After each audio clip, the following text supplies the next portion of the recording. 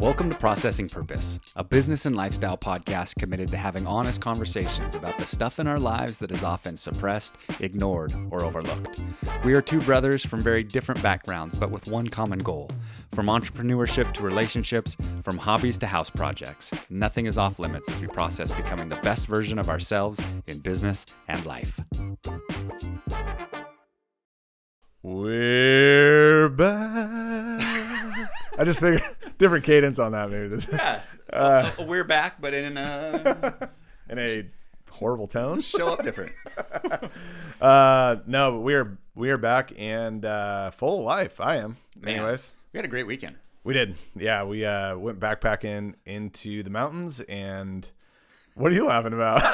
I'm laughing because I feel like every episode that we do, we talk about something we just did.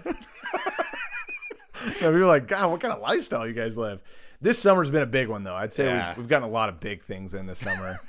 But at the same time, I'd say if we're, putting together a podcast and, sharing, the small amount of wisdom we actually have, but we're not sharing the fun parts. We're not sharing the fruit of what we're after and what we're doing. Like, I wouldn't want to follow us for any reason.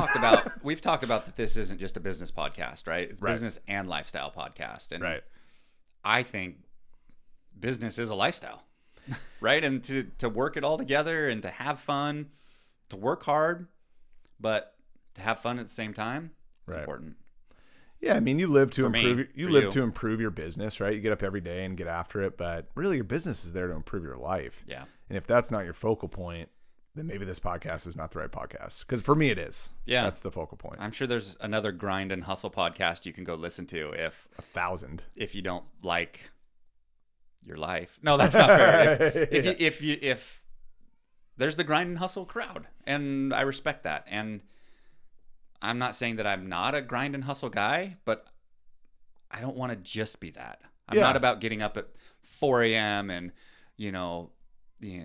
doing all the things, checking all the boxes and doing affirmations and, having all these things done. And then at 4:30, I do a cold plunge. And that's not, I appreciate all those things. I just like to have a little bit more balance. Is that right? I don't know if that's fair. Look, yin and yang, man. Yeah. I mean, you got to work hard so you can play hard. Look, there's workaholics out there that I love people that claim to be workaholics because there's some pride in it. But then all I think is, what a waste. Yeah. I mean, no offense, but I mean, I love the grind. I love the hustle. That's what we're about, but not if it's overtaking your life. Yeah. Like for me, I want my life to, we talked about yesterday, I think, or maybe 2 days ago up at the campsite is I want the first half of my life to be about gain and the second half about give. Yeah. And so I want to create this, and I think that has to happen on a daily basis. I don't think you can just wake up one day and be like, I'm going to be a giving person. I think you naturally have to just work your way into that. But I think that balance is so necessary because for me, the giving is kind of giving back to myself a little bit, right? We're gaining, we're building business, but I want to give back to myself a little bit and go have some fun, go enjoy things and have adventures because I need fulfillment, and yin and yang gives me fulfillment. And I also want to be clear too. There's seasons to all of this. Right. And there absolutely is a rise and grind season. Right. There are times, and I don't think either of us are in that season right now, but there are times where, up early, hitting it hard, because there's a limited window that you have to capitalize on a movement. There's a short opportunity that you see before it gets overtaken. Like there are times you're in a growth curve, and you either do it right now when it's time and when you can grow and when you can hockey stick it, or you don't. Right. And so to be fair, all of this to say, balance, yin, yang, well, there's also a time that's like, it's go time now. I remember Mark Cuban on Shark Tank, a guy had a great product, a great invention, and he goes, what did he say? He said, we just had a conversation with Walmart. They wanted to buy the product. Unfortunately, they wanted 50,000 units, and we didn't have the ability to make them. And Mark Cuban looks at him and he goes, wrong answer. Your only answer is, yes, I will make those 50,000 for you as soon as I can. You're going to wake up the next day. You're going to have no clue how to do it, but you're going to figure it out. Yeah. You're going to make call after call after call until you find out how to make 50,000 units. That's your answer. And I thought, dude, so yes, there are moments of that where it's go time and you just got to turn on the jets, but you can build a lifestyle around you with those pursuits eventually, that hockey stick, as long as you have talent. Yeah. Right. And that's the topic of today. Talent. As long as you have talent around you, you probably could not enjoy this weekend if you did not have your assistant. I could not enjoy this weekend if I did not have a bad A wife who's out producing and my awesome operations manager who's doing all our back end. Yeah. I would be stuck. Yeah. I mean, it's an extension of what we talked about last week. Yeah. Right. I mean, last week was all about association. It was all about, making sure that you surround yourself with people that level you up. And I think an exclamation point on that is for the people that we hire and the people that we partner with in business, and surrounding yourself with talent on a day-to-day business by business type relationship is important. Yeah. It is. I had this topic kind of came about as we were talking about it this morning, like, hey, what do you want to talk about? Was because I had one of my key employees resign last week. And that jams things up. It just does. What's the immediate, the moment you find something like that out, right? That one of your players decides, I'm going somewhere else. What's your initial feeling? Like what happens internally? Internally, I get irritated. Yeah. I'm like, ugh. Yeah. Well, my workload just went up. Yeah. That's the way I respond. I try to not make that my outward response. Right. And I'm sure I'm not super good at hiding or coloring where I'm coming from. I'm not a good actor. I don't fake things well. And so even though I'm feeling that way, I'm wanting to project because they were making a career move. It was a good move for them. It wasn't something that we weren't doing or we hadn't met an obligation. They had an opportunity and they wanted to take it. And so I wanted to applaud that and encourage that. I recognize you're not going to keep all your employees forever. Yeah. Everybody likely is temporary. Right. And if you can have that mindset, like someone moving on and moving up, we should encourage that. And we should build an environment that you can help them make that step and do it well. Because they might come back, or they might tell their friend, hey, you should go look at this company. They were awesome to work for. And by the way, they made me feel really good when I got another opportunity. Yeah. And so that's how I try and project. Mm-hmm. I'm sure it's colored a little bit with the inconvenience that it's going to be because I don't hide that well. But my initial internal response is like, yeah. Now I got to go replace you. You were so good. It takes so much effort. Like the hiring and turnover process and training and stuff like that. How quickly do your systems that are in place help you get somebody back in the seat and going right away? Is that a pretty quick transition, or is it it takes a good so many days to get somebody confidently? I bet we'll have someone ready to go in 2 to 3 weeks. Okay. Yeah. So it's a pretty quick turnaround. Yeah, that is for us. And that, honestly, that's because of my assistant. Yeah. I mean, I have a legit assistant. She is so good. And so, I got a resignation letter. I immediately turned around and sent a Slack message to my assistant and said, Crystal's decided to go a different direction. Let's get job postings up. They were up the afternoon. And so being able to have somebody that you can lean on as an extension of yourself, where you're not the one having to execute everything, but you're still kind of directing it and you would be executing it if not for them. Right. I've never had an assistant till I hired Claudia. Amazing. I know. It's hard to imagine what life would look like without them. Yeah. To the point where I've kind of joked, but I mean, our ops manager is so talented that maybe I shouldn't say that, but I told her, if you go, I go. Yeah. Kind of laugh about it, but that's a good feeling. That's a good feeling. I mean, you certainly don't want to rest on it so much that if that person were to leave, that everything falls apart. That's not a good feeling. You want to have your hands, in everything to some degree, so you're not potentially putting yourself in that position. But talent matters so much. And I mean, just like to be able to confidently, because I've also hired and it be a real headache. Yeah. Right. It was the wrong fit. Yeah. And oh my gosh, here we go. And now it's constant arguments and WTFs and oh my, like, how are we going to get through this? But when you have the right person on the right seat on the bus, you know, and that's what good to great, right? That's what Jim Collins talks about. Well, and Gary Vee says it well too. Hire fast, fire faster. Yeah. Promote fastest. That's the third piece of that. But right. You know, in saying that, you know, he admits all the time. He's like, I am a terrible hirer.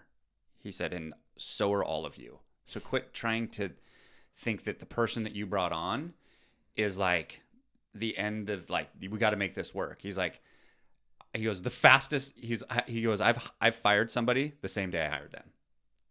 He goes, I hired them, gave him a project, and by the end of the day, it was like, this isn't a good fit. Yeah. And he's like, we were fighting. It was like, what did I do? And he goes, you sometimes you just can't see that stuff up front. Yeah. And so instead of trying to fight the flow, when you all of a sudden realize it and try and nurse it along and bring them along, just cut ties, fire fast, and find someone that is going to be the right fit. Yeah. Right. Easier said than done, because we kind of have, I don't know if it's pride, like I chose this person, therefore I want them to work out. Right. And to say that I chose the wrong person, I don't know, does it hurt the ego? Maybe, I don't know. But yeah, he says, move on quickly when you find that out. Well, and someone reminded me too, just remember that when you hire an employee, you are solving their problems before they're solving yours, right? In other words, income. Right. They're looking to fix an issue. So because of that, right, like they're just looking for income. Yeah. Right? Like you're looking for the right person to do the right job, making sure it's the right fit for the right environment. It's like that person just wants money. Yeah. You know, like they're not really, yes, they're going to put on a happy face and say, I'm here to solve all your problems because I'm a great employee. Yeah, maybe. But really they're there to solve their problem. Yeah. And that's probably why you get 50 to 70% out of each employee, because ultimately they're there to do that. And they're going to do a job satisfactorily and to make sure that they can keep that income stream going. Yeah. But that's really what an employee is there for. They're not there to help you build your enterprise. They're not. Yeah.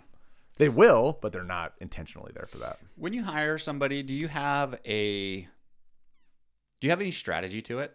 In other words, like from the job posting to the interview process, like do you have any strategy? I've done so little of it. You've hired way more people than I have. And you know, I'm a feelings guy. So I shared this with you this morning, but I just heard somebody say it, and for me, it's perfect.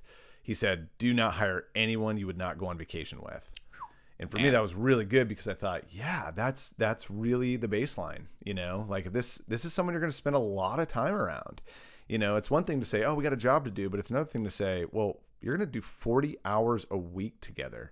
You're not even doing that with your kids, probably. Yeah. You know what I mean? Maybe not even your own I think wife. There's a caveat, depending on the role. Right. Like, I wouldn't want a vacation with everybody in my company, but they are very good at what they do because that specific personality works for what that job requires. So I agree with that, but there has to be a bit of, can't be rigid with that. No, I think there's skills that have to align with that truth as well. But anyway, for me, it was a good, like, it's a good check. You know, make sure that, don't just look at the skills. Be like, man, this person's so good at what they do, and then go, but man, their personality is just abrasive or dull or whatever else. And you're like, I don't know if I can do life with this person. I guess to Gary's point and to your point, you know, talent is limited. I think it's actually a little bit surprising how low the bar is in some areas of life. Sure. But there's more out there.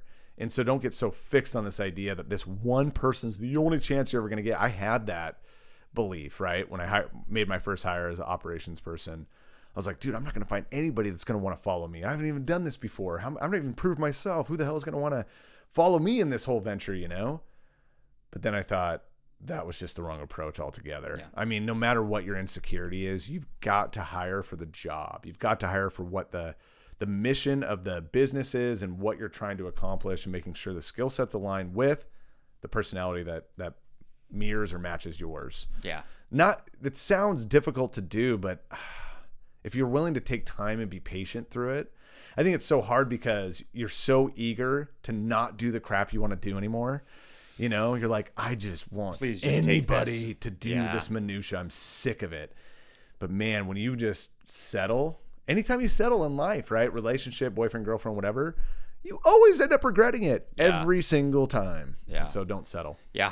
I've always said hire culture, teach skills. Yeah.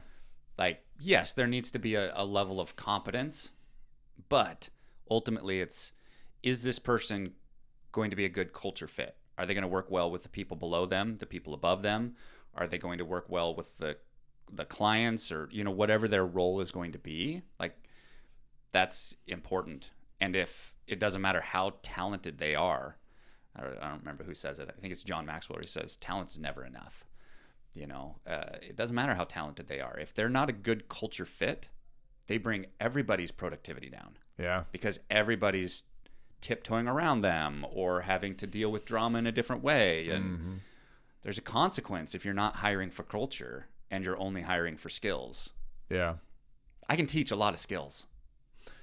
Yeah. It's almost as if you really need to cast a vision for culture too, not just where you want the business to go and the mission of the business, but like, what do I want this, when it gets to this size, what do I want this to feel like? What do we believe? Everybody? How do we behave? Yeah. You know, and that's where mission, vision, values comes in. Like, if you've done that, and I didn't do that with my company, for multiple years, I hadn't really established that.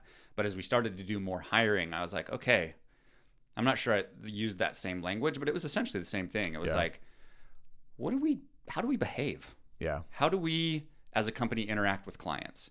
How do we as a company interact with each other? How do we interact with the community? Like, what does that look like? What are our behaviors? And then trying to articulate it in a word form is part of that. Do you have those conversations with employees, or is it more with Claudia and like, let's just leadership wise figure out what we want this to look like? Or are you having dialogue with people? Hey, how does this feel to you? How are these things going for you? When we established them, yeah, I brought everybody in. Oh, cool. How many employees do you have? I guess I don't even know that right now. 9. So it's a small organization. Mine's even smaller. So it's a small organization. But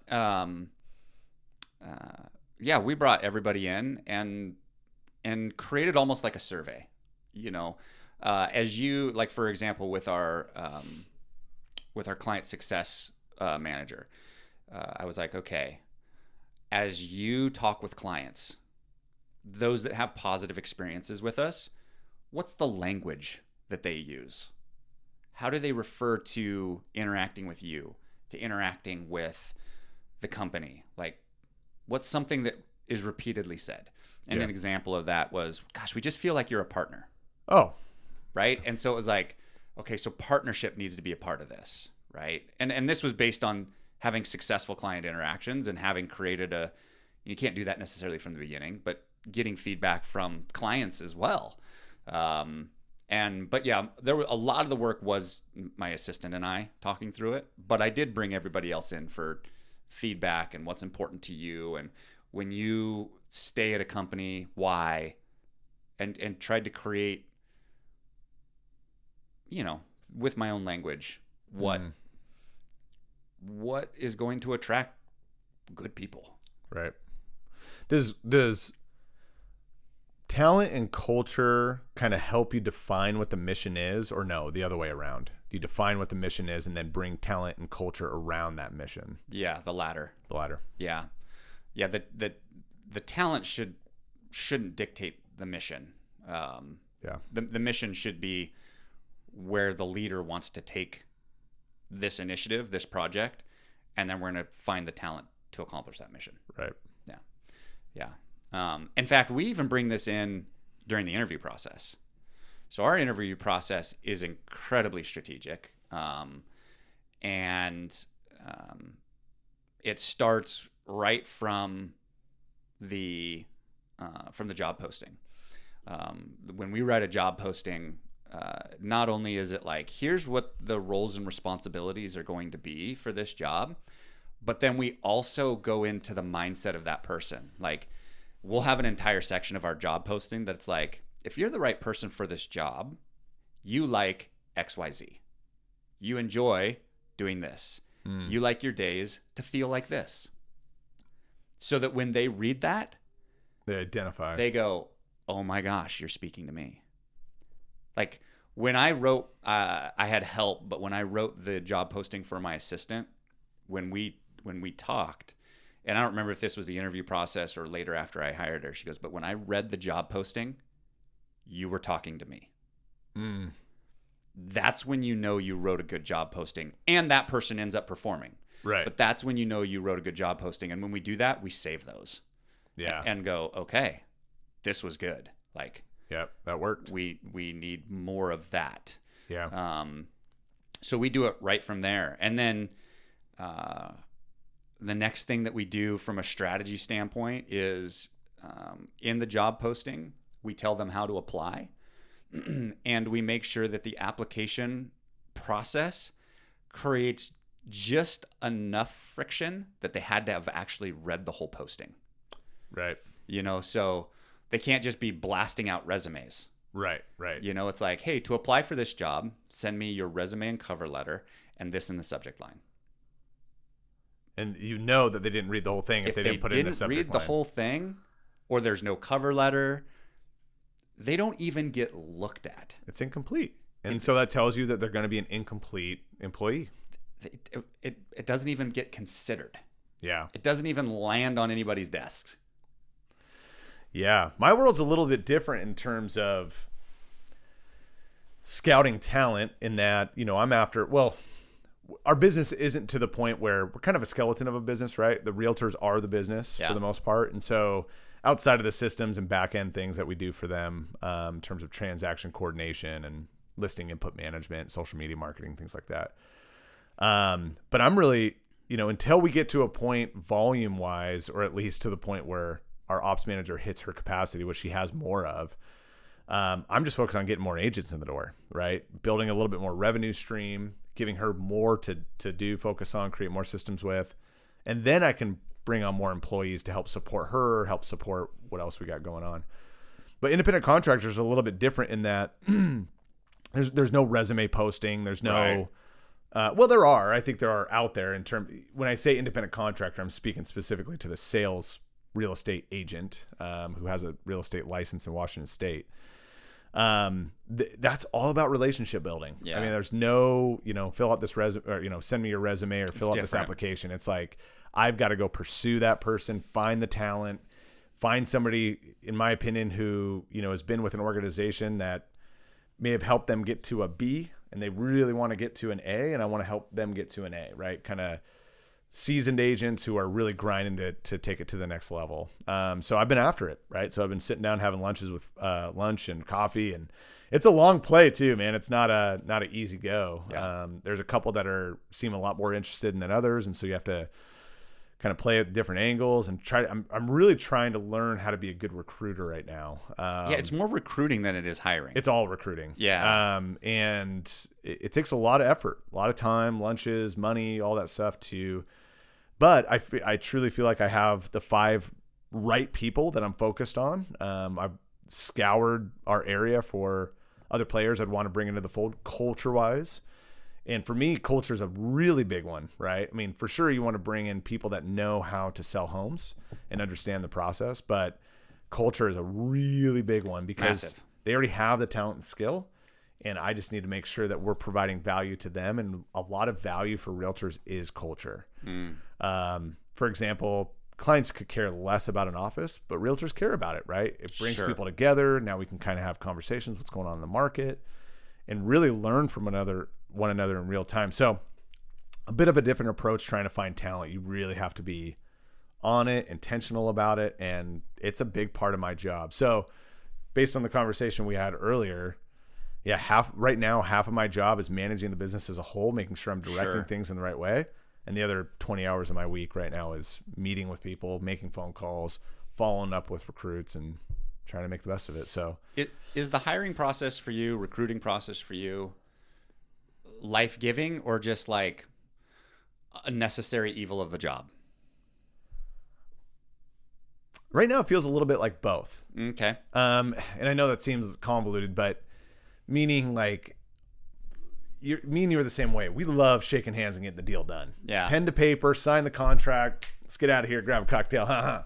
You know, I'm not, obviously don't drink, but there's something really fulfilling about that. Yeah. Anyone that's a salesperson or been in sales, you know that putting a deal together just feels awesome. Closing deals is fun. Closing deals is super fun. But it's also, yeah, I mean, it's also a part, it's new also to me. So it's exciting, but also a little bit of that. Remember we talked about when you start something new, there's this excitement, but a bit of like uncertainty, and you're trying to kind of make sense of it all. So, I know I'm doing the right things, you know, with my time.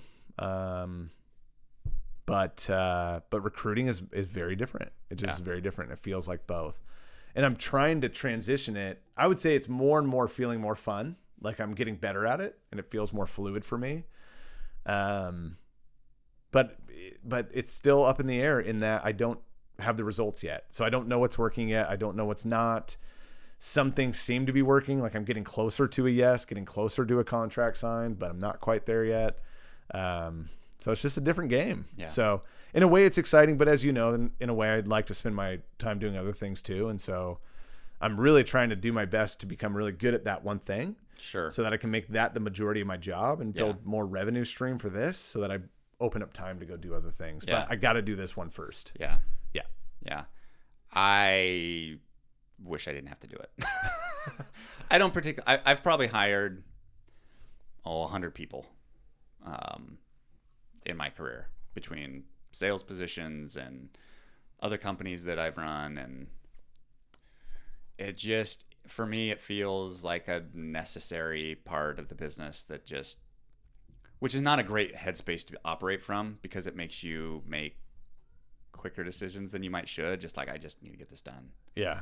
And so I've had to be really careful of that, but I don't particularly enjoy the process of like bringing them on and then having to go through the training, and like it's laborious. That's why I think you really get your company to a large size when you start to bring in human resources directors and all that. You're becoming an enterprise. Yeah. But that's the goal. It's somebody who just takes over that part of it. Yeah. What about if we want to take this conversation of surrounding ourselves with talent, what about in your personal areas of life, around the house, a personal assistant, landscapers? Like, at what point did you start hiring some of those people? At what point do you think somebody should? Did you wait too long? Should you have waited longer? I don't know, but I think it's always a lifestyle conversation with you and your spouse or whoever you're living with to make sure that you guys are working your butts off to create what you want to create. And like we talked about before too, is I think business, in my opinion, business is to serve your lifestyle. Yeah. Right. You're there to serve your business and build it and you know, keep it healthy and all that good stuff, but it's there to create a lifestyle for you. Otherwise, what are you building a business for? You really have to question that. And so as Gary Keller says, if you don't have a landscaper, you are the landscaper. If you don't have a house cleaner, you are the house cleaner. You know, and a lot of people I think struggle with, is this too pretentious to have a house cleaner? You know, am I looking too snooty if I have a gardener out there? Who cares? Like, I don't know anybody. I take it back. There's some landscaping stuff I like to do. I think it's kind of therapeutic in ways.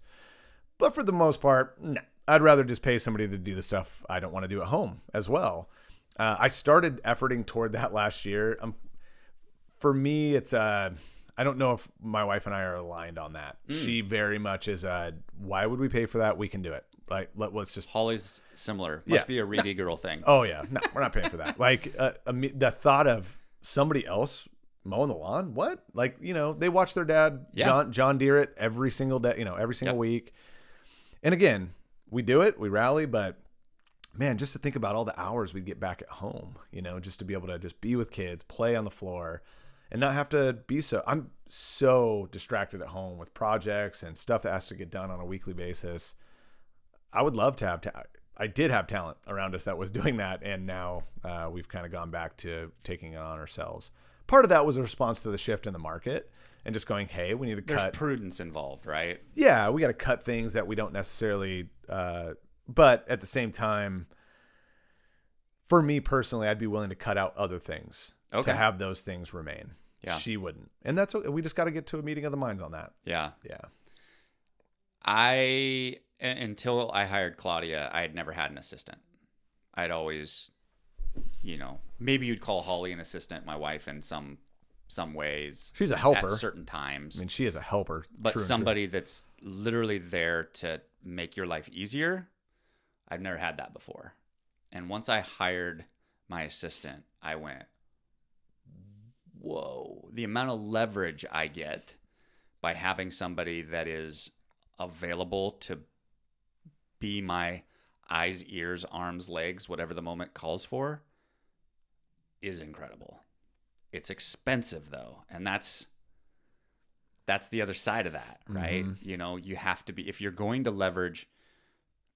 have that type of leverage, you have to use that leverage in a way that justifies the expense. Yeah. It means that you can give attention to higher value things. Now, higher value can mean different things for different people, right? If you are a high net worth person, higher value might just mean you just spend that time with your family because it's a higher value.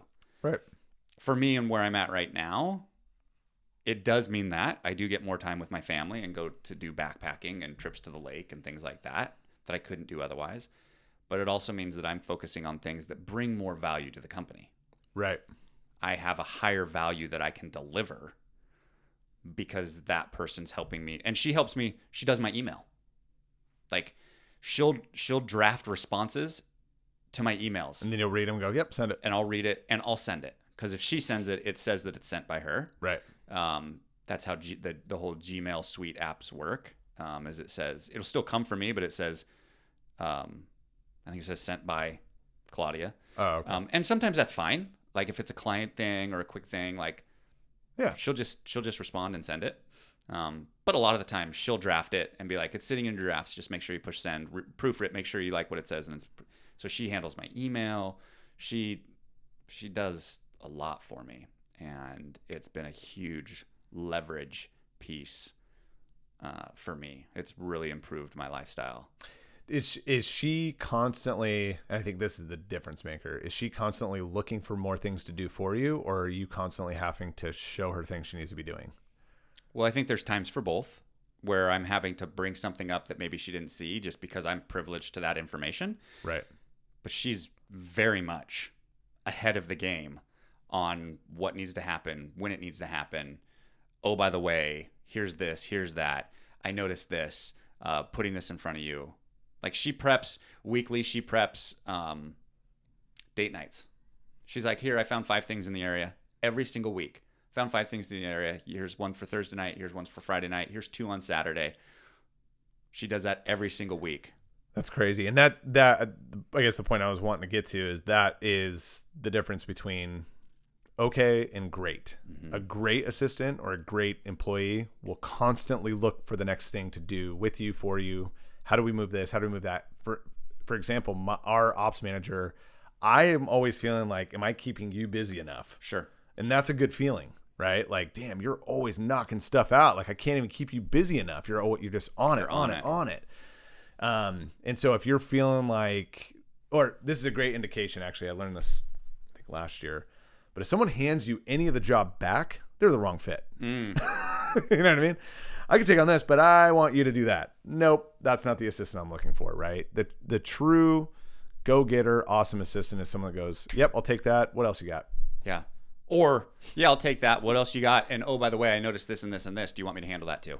Right. Or, even better, it gets to the point, and you're there now, it gets to the point where they just do it without even asking. Yeah. They just know to do it. Yeah. It's pretty rad. Yeah, it's a good employee should be a multiplier. That's probably a good way to put that. It should multiply your efforts, your energies, the company's efforts, the company's energies. It's not 1 + 1. It's, wow, I add this person and I 10x what we can accomplish. Right. I 10x what I can accomplish because it's taking stuff off of my plate. Right. It must multiply what it is that you can accomplish, not just be a little bit better. Right. If it doesn't multiply, it's not the right person, or it's not the right hire, or you're filling the wrong job, or it's too early, it must be exponential when you hire somebody.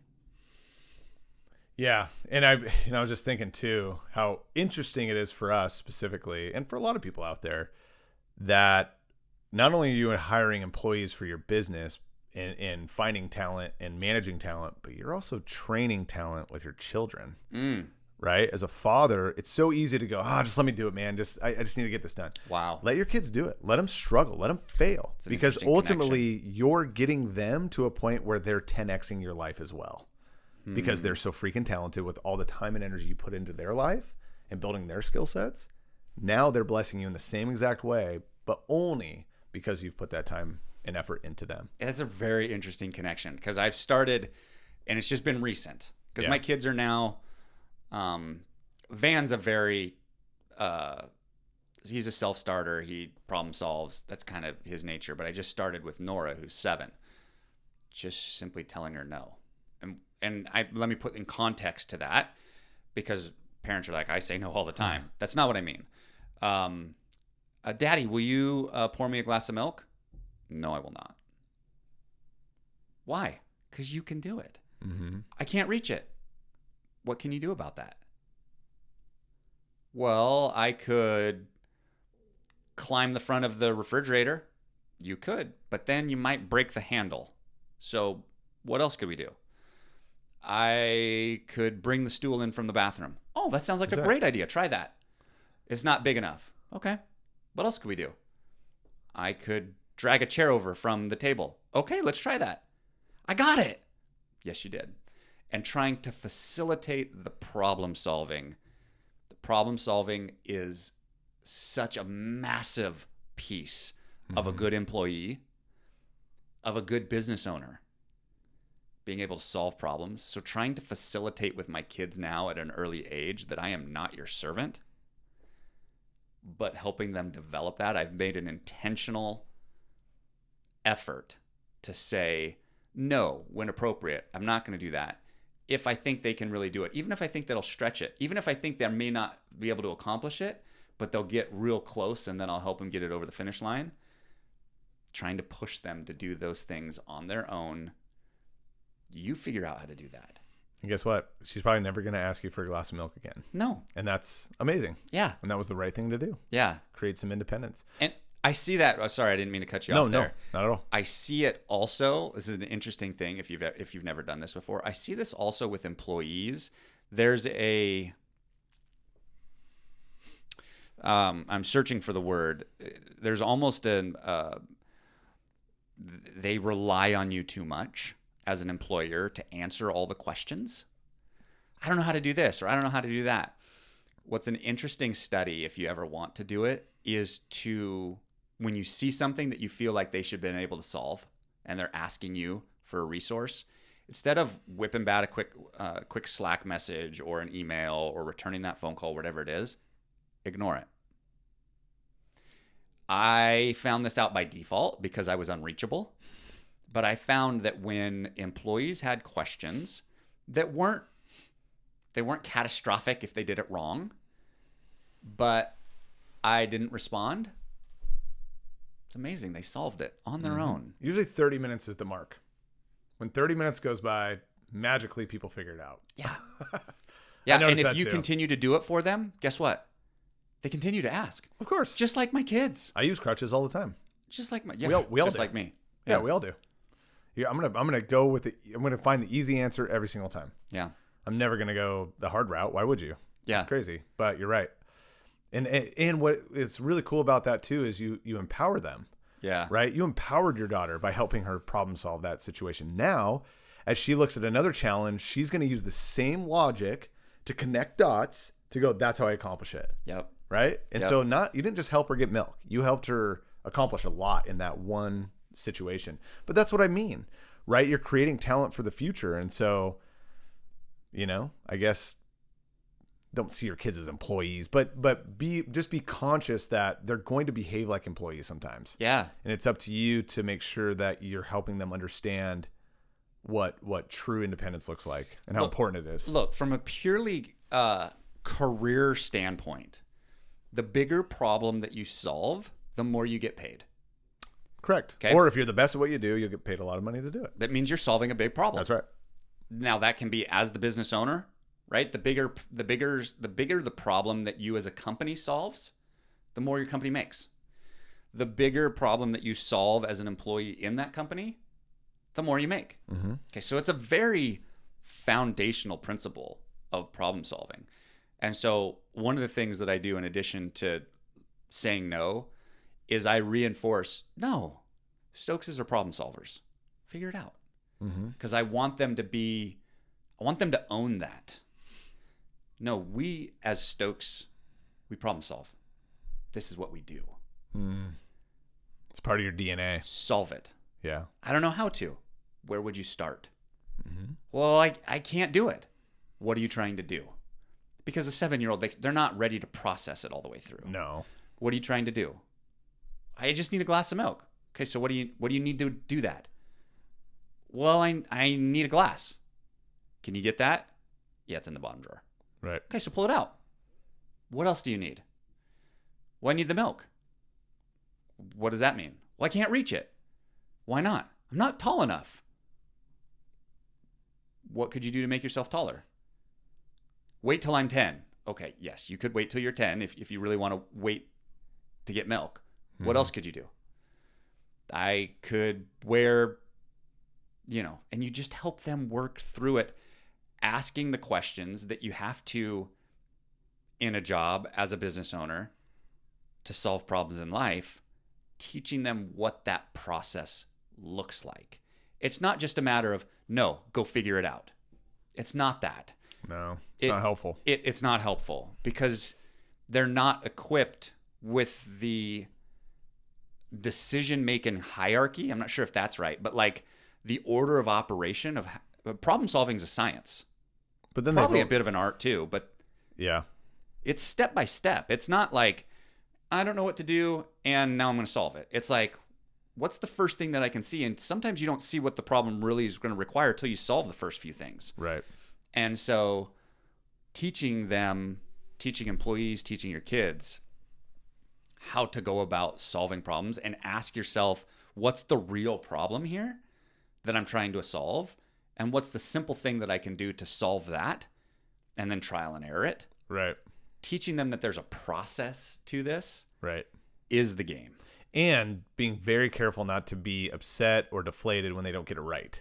Right? Let them fumble, let them, make mistakes here and there and just encourage them to get through it.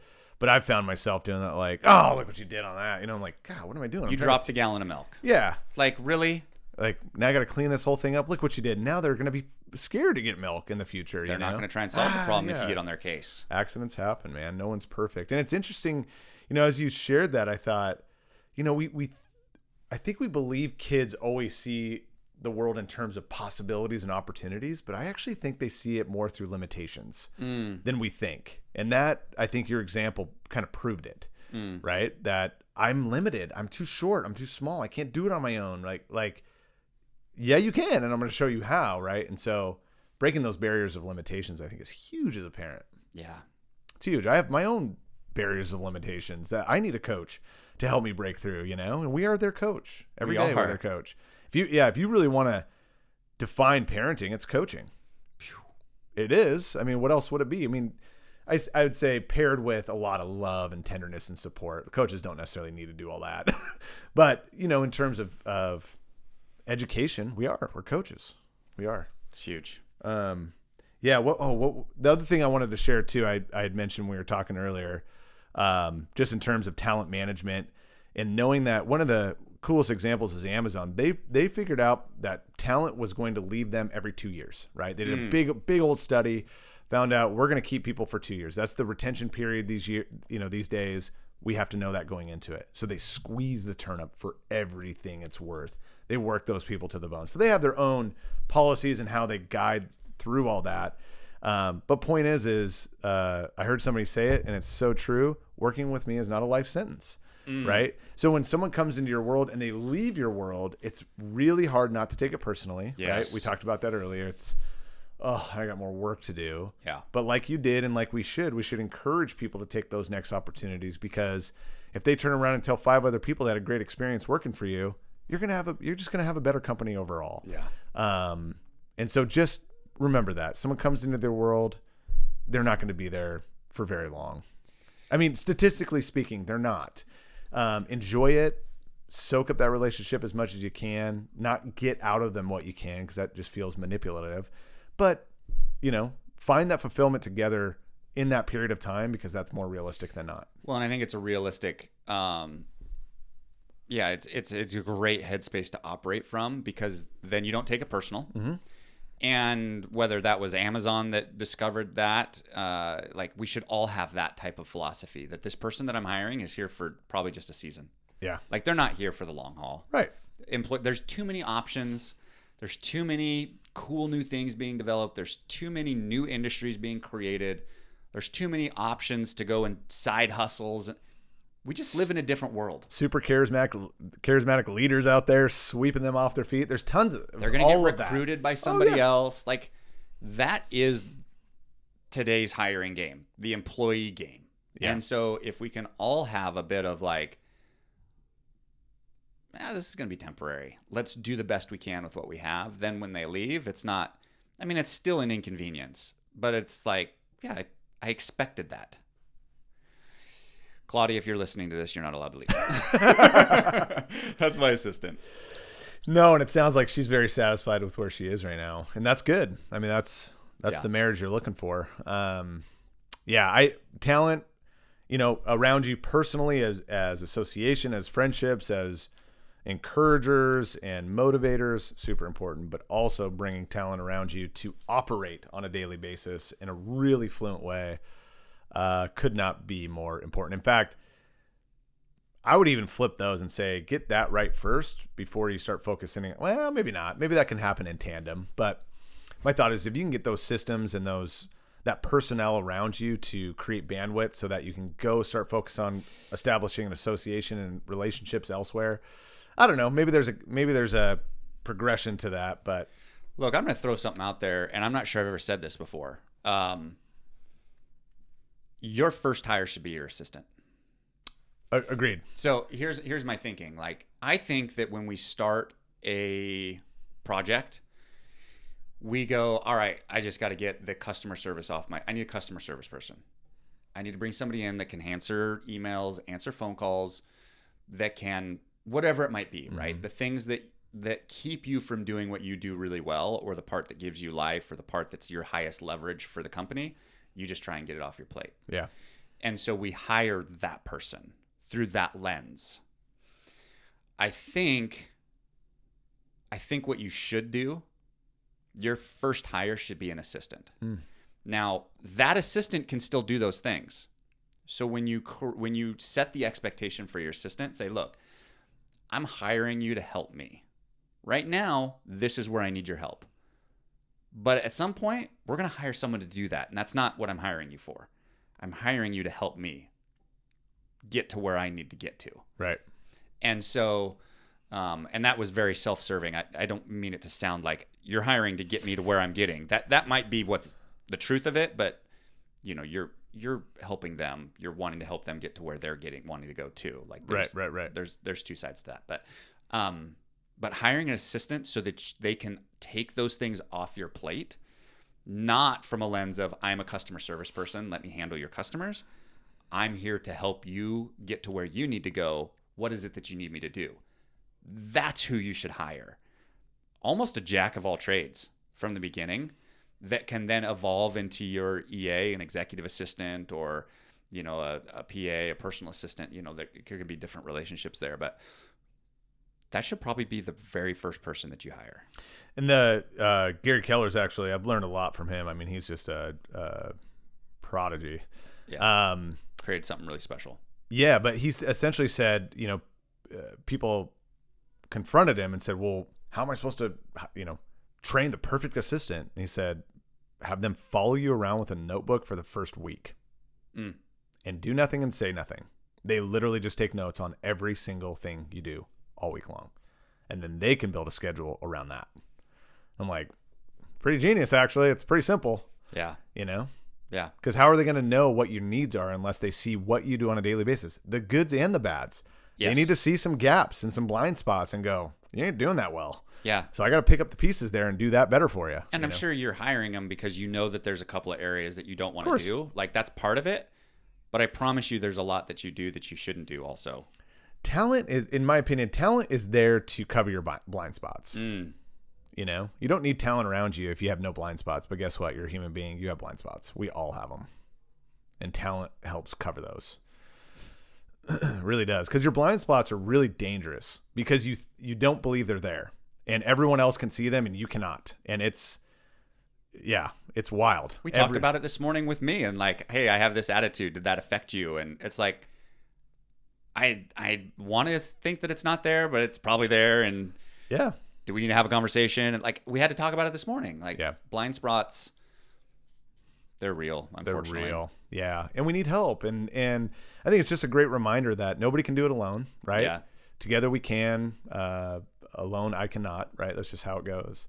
And so having the right people around you, the right culture, good skill sets. And you guys, listen, don't be discouraged either for those of you listening. This takes time too, right? You may not hit a home run your first time. You may go through a few assistants to go, God, dude, these guys talked about the importance of this, but I'm going, why? This is annoying. You just haven't found the right one yet. And it just takes a little bit of time to find out who your right one is, right? You can create a job description for an assistant. Sure, this is a perfect assistant, but is that your perfect assistant? No, because it's not tailored to your blind spots. Yeah. And so it just takes time to figure that out. And to Luke's point from earlier, your job posting should speak to that individual you're looking for. So yeah, talent matters big time. It's good. I don't know what else we say about it. Yeah, I think that's it for me. Wrap it up. It's good stuff, man. Was that you tying a bow? Yeah, whatever. That's a great way to finish. We'll just finish on that. And we're out. All right. See. Thank you for tuning in to Processing Purpose. We hope you grabbed a few gold nuggets to take one step forward in your journey of life and business. Please remember to like and subscribe our channel if you'd like to get more content to help you build and grow everything around you. Make today your best day. Today is day one.